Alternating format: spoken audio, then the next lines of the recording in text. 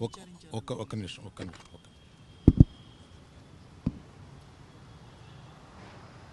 ఈరోజు కాదు, నిన్న నేను 2017లో ఓ ప్రాపర్టీ కొన్నాను. ఆ ప్రాపర్టీ కొన్నప్పుడు అందులో ఒక మైనర్ వాటాదారుడి భాగం ఉంటే అది నేను